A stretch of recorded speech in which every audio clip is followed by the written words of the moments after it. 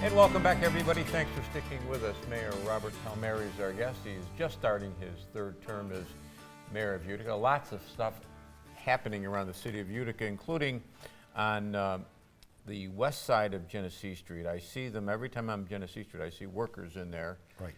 Right below the Fort Schuyler Club. Is that the Kemp building? That's the Kemp building in that area. So there's, if you look at that, that was probably one of the last legs of our downtown. The Bowers Group had purchased it. That was a private deal on their own.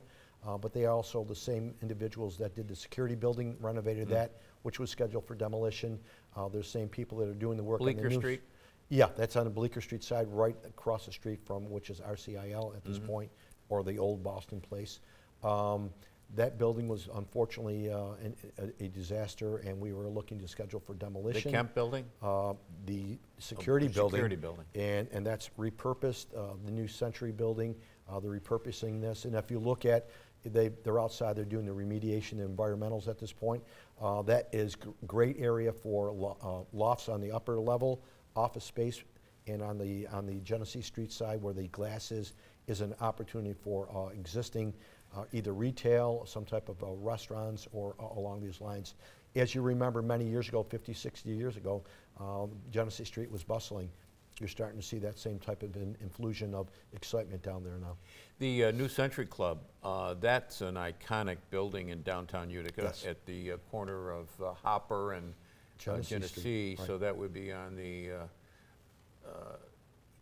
east side of Genesee Street. It'd be the east side, yeah. East-north side. Yeah. Now, what's going to happen in there? So that was, once again, that was a building that the city owned through foreclosure. It was environmentally contaminated.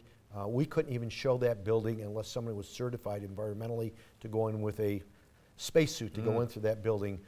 The same group, in their background is environmental, along with construction and engineering. They looked at that building when they looked at the security building, and they purchased them at the same time. And thank God they did, because the second floor collapsed and the roof was starting to deteriorate. That would have been not only a cost for the taxpayers for demolition, but that is an architectural historic building. Yeah. And at this time, the roof is back up. They're infusing hundreds of thousands of dollars in there with grants through the state, National Grid and so forth, and hopefully as you drive by that, they're repurposing. The brickwork on the outside has been done. They changed the complexion of it. They're working inside as we speak. So they'll be working on that in the Kemp building. That's going to be part of the DRI, the downtown initiative. You've talked, in fact, just to interrupt you for a second, you are asking for people to come forward with some ideas. Well, the proposal has been put forward, which we were granted the $10 million because of what we put forward. But there's still this opportunity for individuals, if they want to come forward, and I think we've extended it until next Wednesday. So if anybody in the downtown corridor wants to present their proposal, they still have ample time to do that until next Wednesday. We're talking about downtown Utica, but there's going to be a project over on the west side on Oriskany Boulevard, the fitness mill. So we're talking about Oriskany Street, and if everyone recognizes Oriskany Street, that's the gateway from the west side into to our Utica. And for years, and hopefully we're getting to the level that we're starting to change that complexion.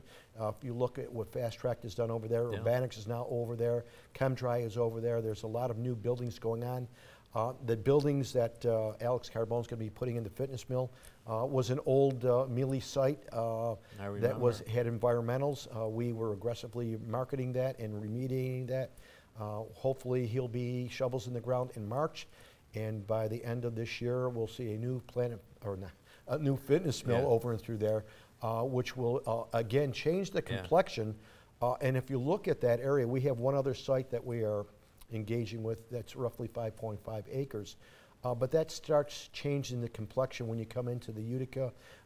Before you get to the new hospital, before you get to the auditorium, it'll give you that breath of fresh air of that change in that corridor, which is honestly equal to Commercial Drive as far as vehicular traffic. It is great for retail. It's great for any uses you want in there through there. So we're hoping that that complexion changes as we've changed the North Utica look of a a great entrance into our city with all the development that's happening over there. There's been a lot of development on North Tennessee It's a great time for our city. I haven't seen this much economic development in my lifetime.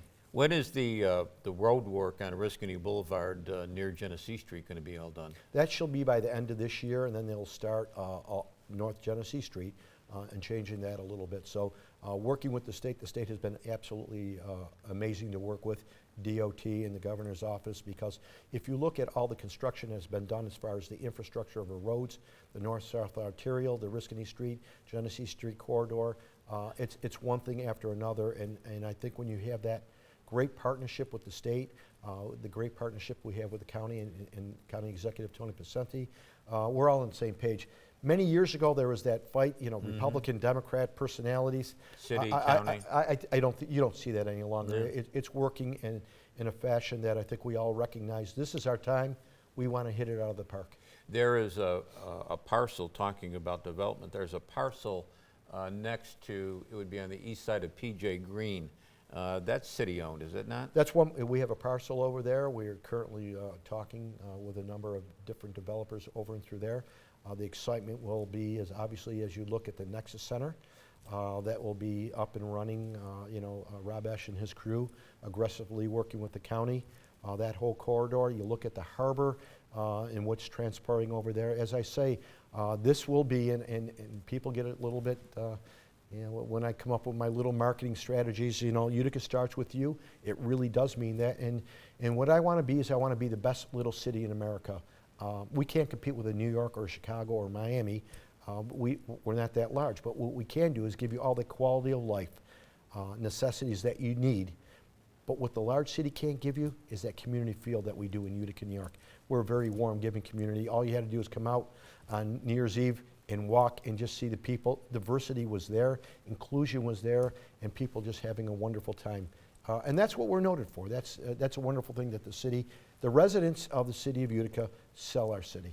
For those who aren't familiar with the Nexus project, explain what that's So that's going to be alongside of the auditorium, and that's going to be, as we see the excitement with hockey in this region, there'll be 3 sheets of ice that'll be going into that can be utilized for hockey, soccer, lacrosse, but it'll be able to bring in these tournaments into this area that they see in these other areas that bring obviously dollars and cents, sales tax, your rooms at the hotels, the people that are coming here. But more importantly is the people have an opportunity to taste Utica, and you never know, some of these people may be CEOs that say, you know what?